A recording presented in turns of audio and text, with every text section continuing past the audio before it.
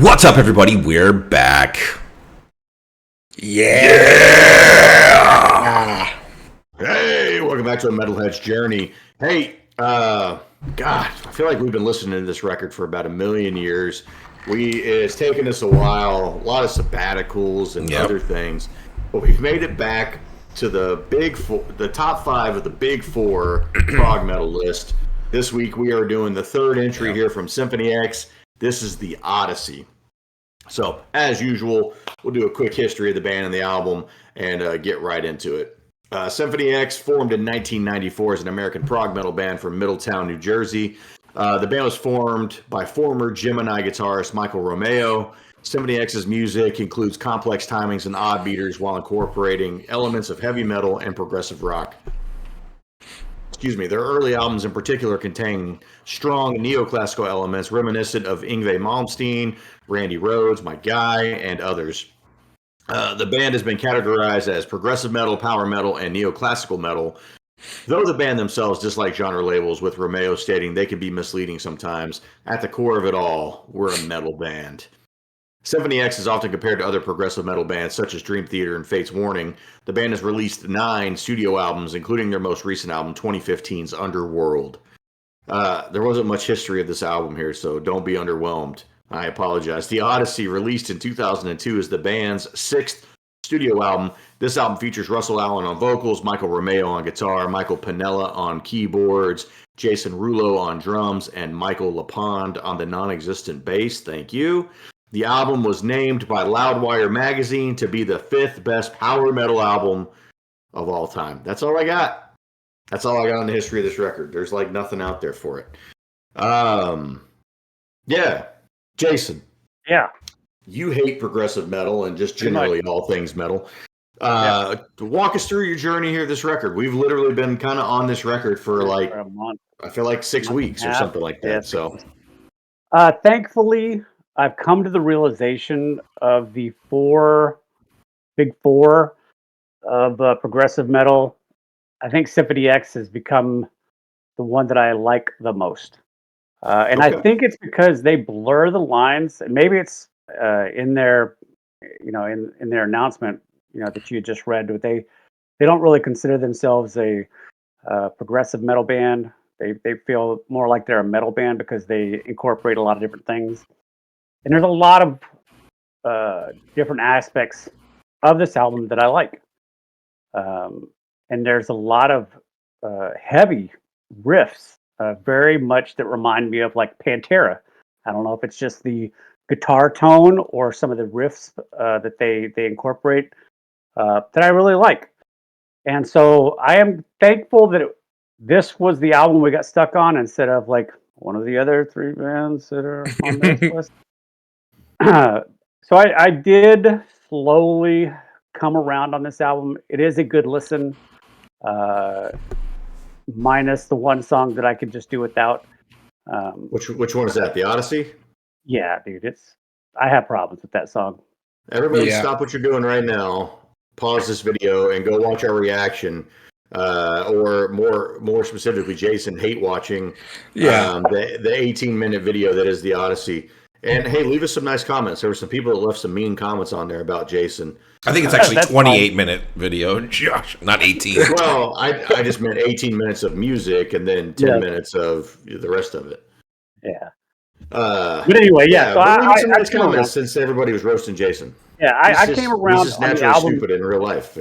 Exactly. I enjoyed the album for the most part, and I do believe with this album, because I think we're about halfway through this list. Up to this point, I'm fairly certain that Symphony X is going to be my favorite of the 4. I think it's a fair assessment for sure. Like, this was not when we started this whole journey of doing like the top 20 rock albums, top 20 hair metal, top 20 new metal, and then the 20 albums on this list. This was the list I was least looking forward to, honestly. Just ragging on Dave over the years for Dream Theater, prog metal wise, and not really knowing what Queensryche's game was until we got to Operation Mindcrime on the top 50 metal albums list of all time, and being blown away by that record. That was really that, and Images and Words were really the only two albums I really knew anything about on this list when we started it. And I would tell you, outside of Fate's Warning, for me, largely being a little bit of a disappointment, the rest of the albums on this list have been great. And this album is no exception. I have loved the time we've got to spend with this record.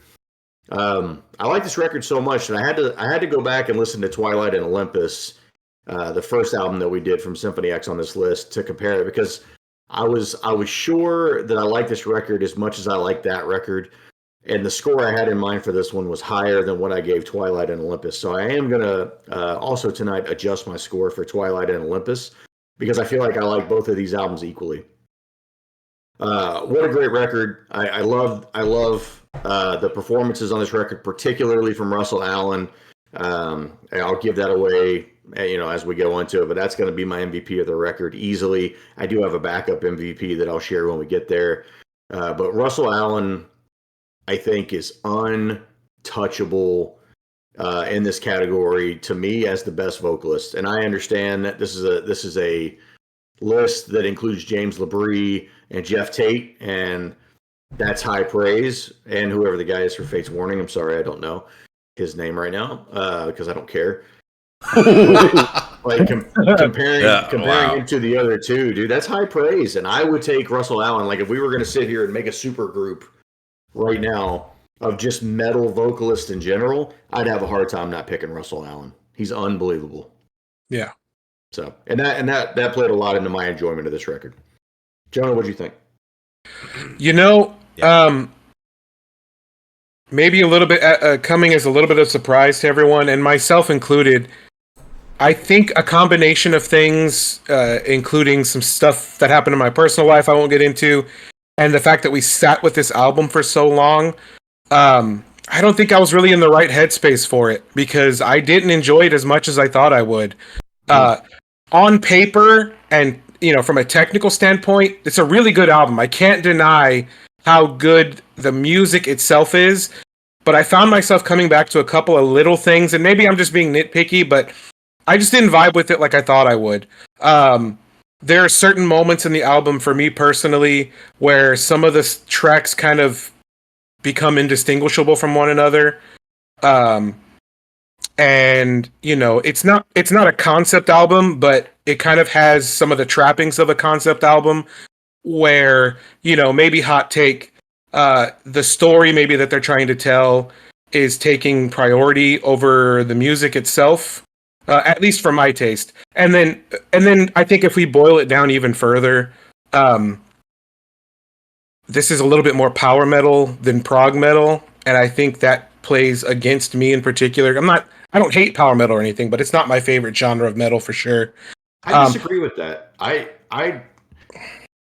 get some power metal vibes, but this does not feel like. I was shocked to see this was listed as like the 5th best power metal record of all time. This doesn't feel power metal to me at all. It's not explicitly power metal, but again, like some of the I guess not tropes, but just it feels a little more power metal-y to me.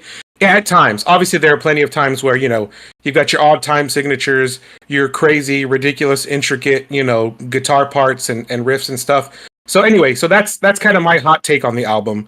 All that to say, I still really enjoyed it. I think it's a really good album.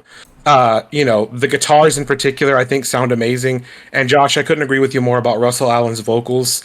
He is an amazing vocalist, and I think there's no denying that. And he's fully on display here.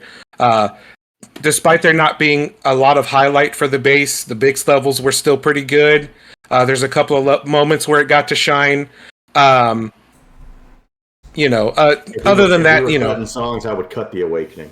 Anyway, and I'm not going to go on too more because I am feeling a little under the weather today, so I'm going to keep it as brief as I can. But I just wanted to get all that out of there. It's a good album.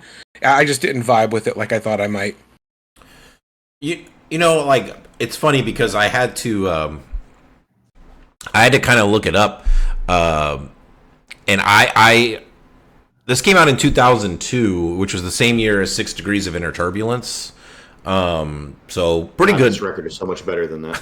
Pretty good year from a prog standpoint.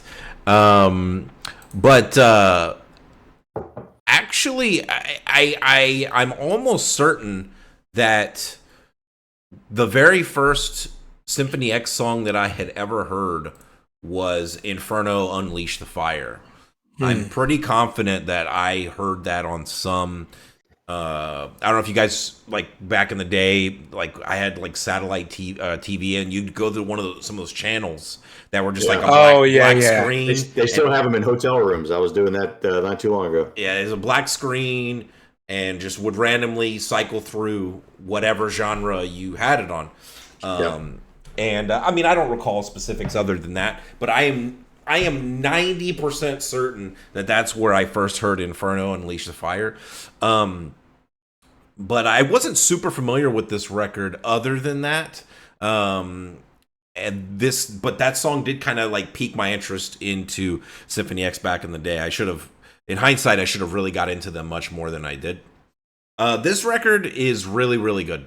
It is similar to Josh. I did, because we've been on this record so long, so Josh and I have talked about it a little bit. I did also go back and listen to Twilight, and I also did go back and listen to the previous album we reviewed, which is Paradise Lost. I'm not adjusting any scores, but spoiler alert, this album is going to score incredibly high for me. I mean, we joke about it, but it's 8 songs.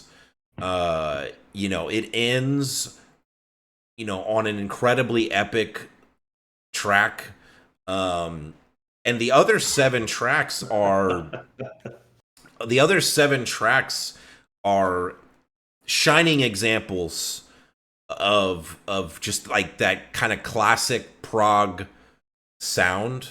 And I use the term classic because newer prog tends to have a lot of like djent influences and stuff that I'm not as into. So this is more like prog by way of heavy metal and thrash, right? That was some feedback I saw on the record as I was looking around a little bit. They felt like, with it arriving in 2002, it still appeared with this old school kind of sound, which I can't remember the article I was reading, but they put it on there as a knock, essentially saying that it just felt like it was dated or too old school. But then there were other publications that were kind of praising it for kind of staying in that same lane. It's so funny because I feel like, and maybe this is just, memory failing me as I get antique like Jason. I feel like there was a phase in the early 2000s, like from 2000 to 2010, that crapped on bands for not evolving, right? Especially like established bands. Whereas now, a lot of these metal acts, people want them to go back. No, like, hey, you don't evolve. Like, we don't want you to evolve.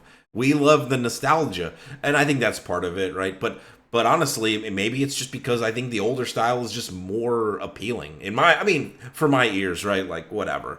But no, this album is an easy listen for me, even though it is a long record. Yeah. Who do you have for your MVP, Dave? Man, Josh, like, it's got to be Russell Allen, I think. And I think I want to agree with you. If I didn't have the nostalgia for James LaBrie, and like if I had gotten with Symphony X, as if they had hooked me as much as Dream Theater did, and I had the 20 plus years of nostalgia goggles or whatever, I would I think I would have I would never have said that James LaBrie is worse than Russell Allen, but man, I think I've come around on Russell Allen. Like, he might be the best of the 4 vocalists. How much better is Dream Theater with Russell Allen singing? Here's the thing. Here comes the copium. this is documented. James LeBrie legitimately had a throat, like he got sick with like a throat issue, and it messed up his vocal cords. And the band, So even that's what you're saying. yeah, the band made him play through that illness, even though he should have taken time off and rested and recovered. They didn't let him. Is that why him and Mike Portnoy don't get along? For a long time, that's why they didn't get along. Yeah, that was part of it.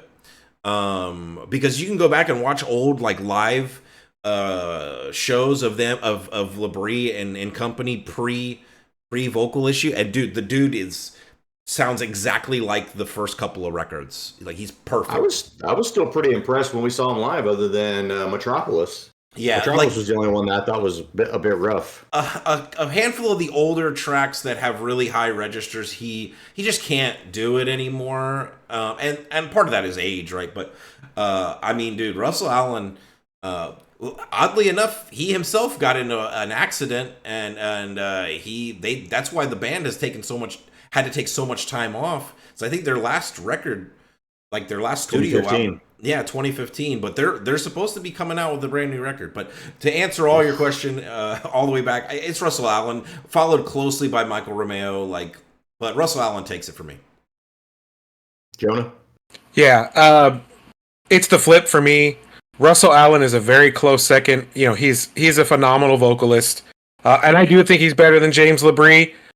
You know, I've been pretty open about my criticism of LeBrie's vocals in the past. You know, I don't think he's terrible or anything like that. I just do think that there are some moments in some of the Dream Theater albums where it doesn't.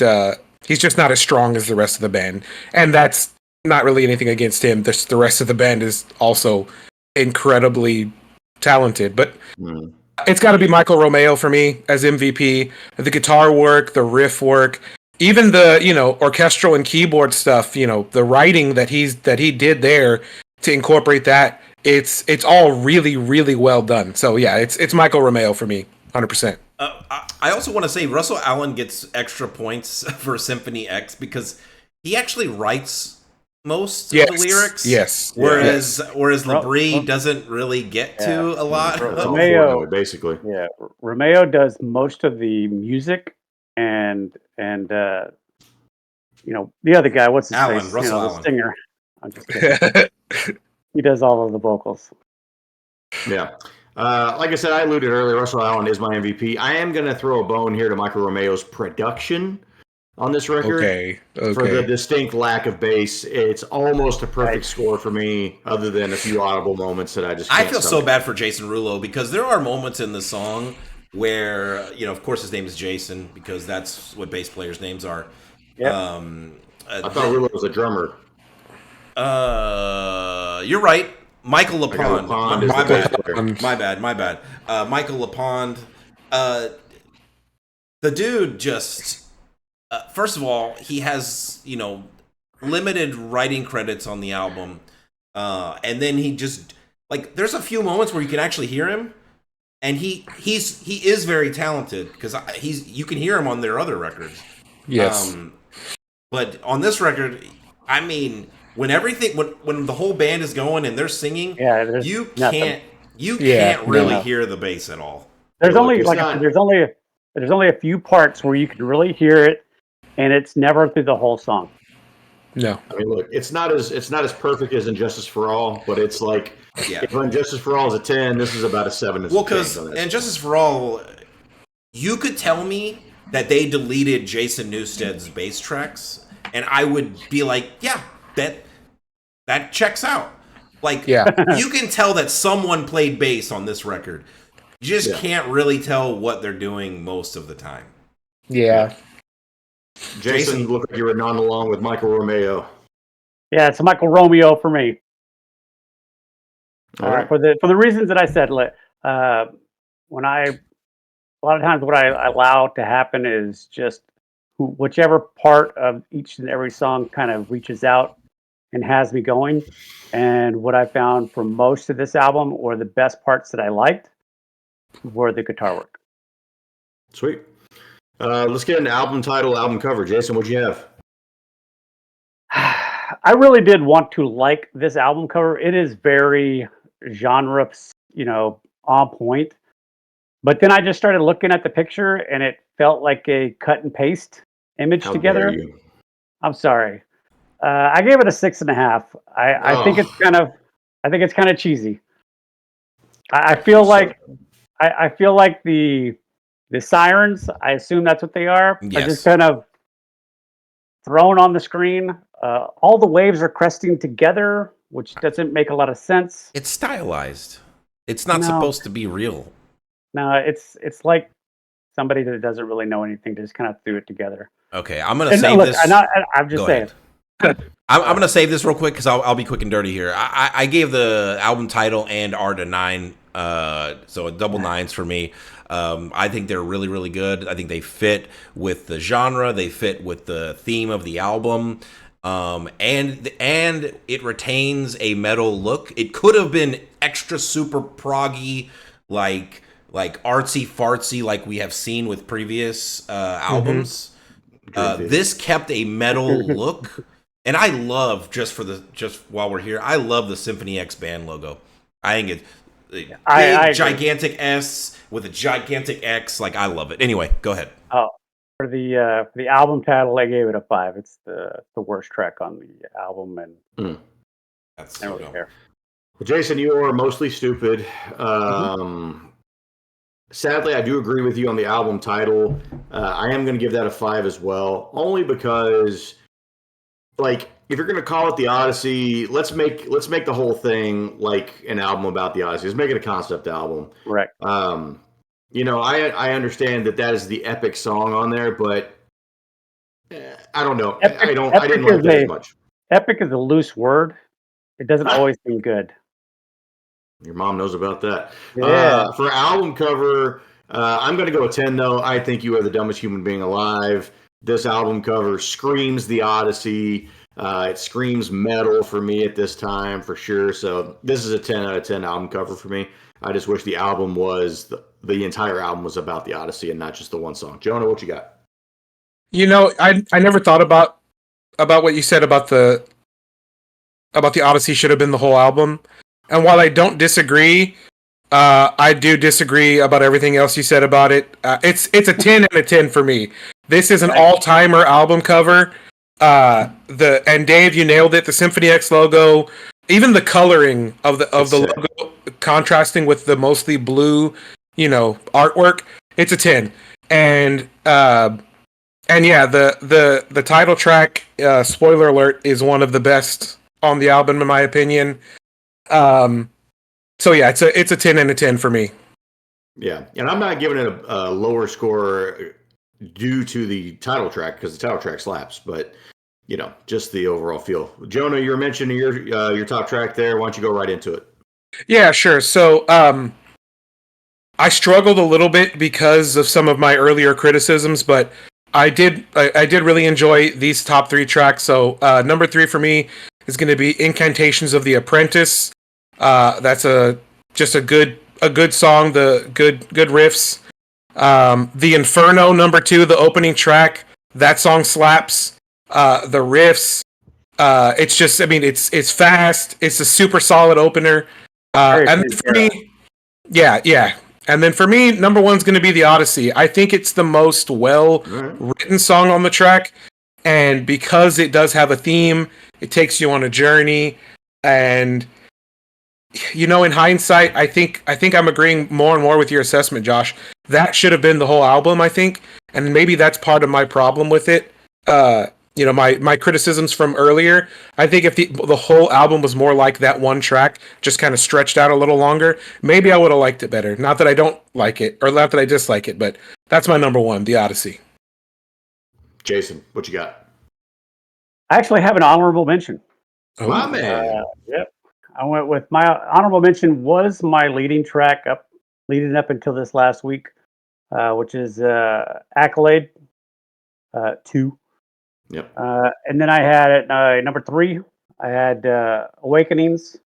My number 2 is King of Terrors. And my number 1, The Turning. Oh, interesting. So I'll go next. 3 songs in a row, basically 4 songs in a row that were my my honorable mention and my top three. I'll Nice. go next because I don't think I have only one song that matches Jason's on an Shocking. eight album on an 8 song Yeah. album. So my honorable mention, and this I really like. This should be like a 3B and 3A, but anyway, I went with Wicked.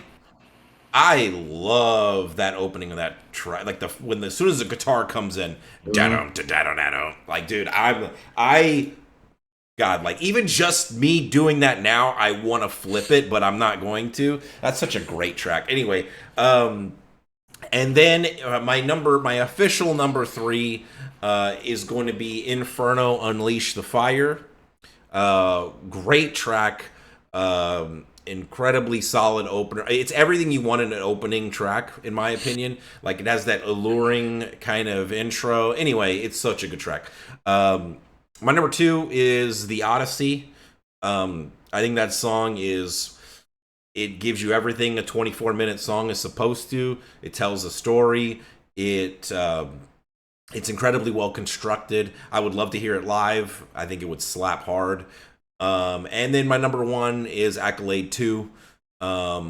It's 8 minutes of just some of the best songwriting and guitar work and everything. Great song. I love Chorus. Love the chorus and pre-chorus is just so good.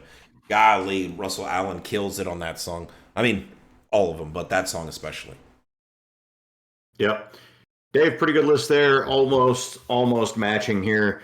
My honorable mention also is Wicked.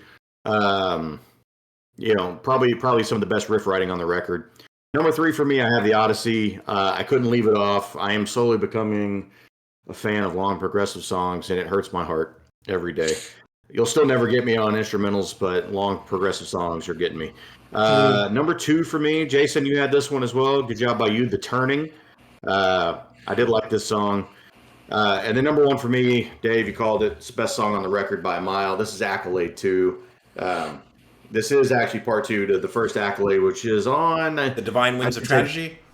Yeah, I think so. I didn't take the note, but it's somewhere out there. So I wonder if Accolade 1 is, I wonder if it's like Unforgiven 1, Unforgiven 2 kind of thing. But Yeah, Accolade 2, it's Russell Allen Showcase. It's so good. Next category, this is normally where we would make our cuts. We try to get this down to an 8-song record, but Symphony X understood the assignment. I would cut The Awakening, though, if this was my cuts. I'm just too much space. It's a joke. That's a good song, too. All right, so we're coming up here on our last category. This is where we like to give a score for the record. And just to give you some context, for a lot of folks out there, an average score would be a 7. Well, for us, it's a 5. So for scores that are 4.9 and below, that's various levels of we would not recommend that record. Scores 5 and above is various levels of we would recommend it. And anything between a 9 and a 10 is an all-time classic. As always, I'm trying to determine who has the lowest score up to the highest score in order. Jason, Jonah had me on the ropes early on, but I still think it's you having the lowest score first. I think so. All right. I generally enjoy the record. I can listen to the album fairly well start to finish. My biggest problems are the first 3 songs are very meh to me, and then you have the 4 songs consecutively that I really enjoy and have progressively liked more as we go.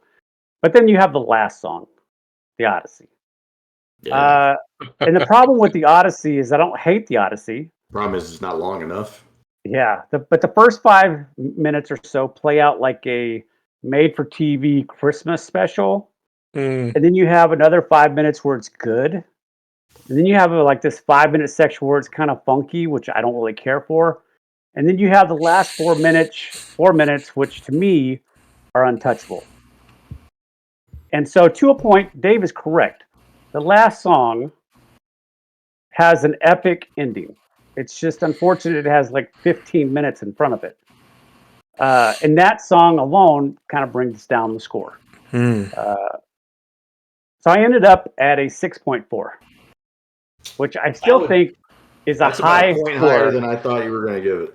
Yeah, which is still a high score, I think, for my prog experience. All right, Jonah, I think you're going to be next. Probably. So yeah, so I led with criticism, but I do still really like the album. And this the prog list in particular is why I started weighting my averages. Because I think the Odyssey is a great song, and it takes up 36% of this album. So, that definitely played into its favor. But all that said, I do think that this album is better than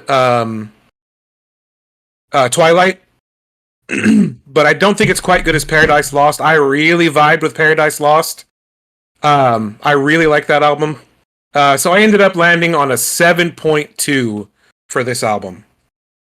So super solid.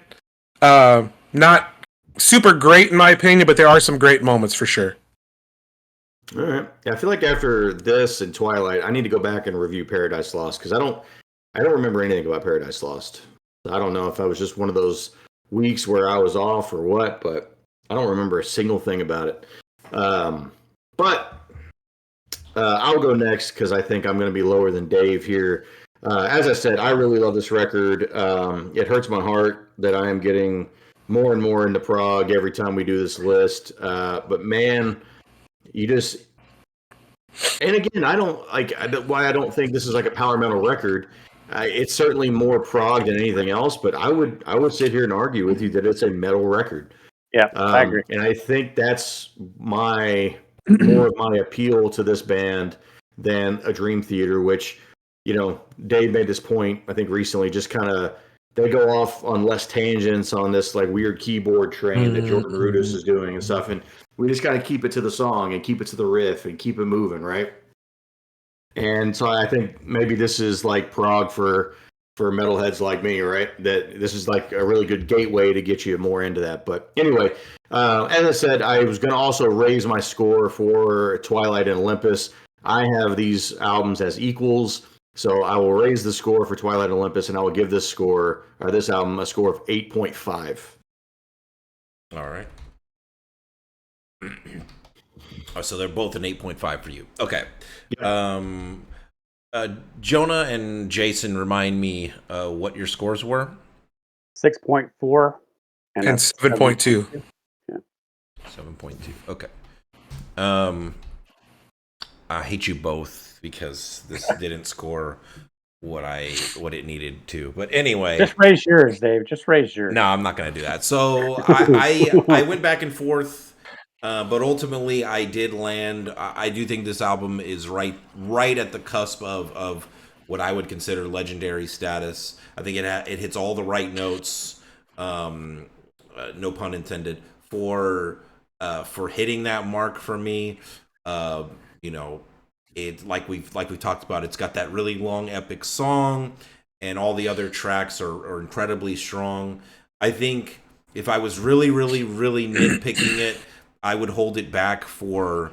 I do wish the production was a little bit more varied, but that is a small detail because I don't think it changes. I don't think it ultimately holds the music back for me. So I landed at a 9. That gives this record a 7.78. It's pretty high. So it is the highest Symphony X score we've given on this list, but it is still behind a few other tracks here. It is behind Dream Theater's Awake. It's behind Fate's Warning Theories of Flight, which currently is at the number 1 spot on this list. So Josh, you did talk about Fate's Warning not what did I give that record? 8.7. Wow, did I really? Yeah. I did too, actually. You did. I got to revisit that record. I gave that record an 8.8. And then Train of Thought got an 8.15. This is not Jason's highest score. Jason's highest score is Fate's Warning Theories of Flight. It's the only 7+ he's given. Wow. So apparently we need to revisit that record. I do remember us poo-pooing on the album cover of that, though. Yeah. The album cover blows. Oh. But anyway, 7.78, that is a great score for us. And I do need to read what that is. Give me 2 seconds to pull that up. So we'll go ahead and read what an 8 is because it's really close. So very good, strongly recommend. Album scoring 8 are highly enjoyable and well crafted with some impressive songs or unique elements. They may not reach the transcendent level of a 9 or 10, but they're excellent and come highly recommended for fans. I think it's a perfect description of this record based on our 4 reviews. All right. Yeah. Well, cool. Well, hey, hope you guys liked that review. If you did, go ahead and hit that like, hit that subscribe. We're putting out weekly metal content right now. We got metal reactions, metal reviews, metal time machines, metal brackets, and all kinds of other cool stuff. And hey, in the meantime, live long and prosper. Take it easy, everybody. Later. Peace.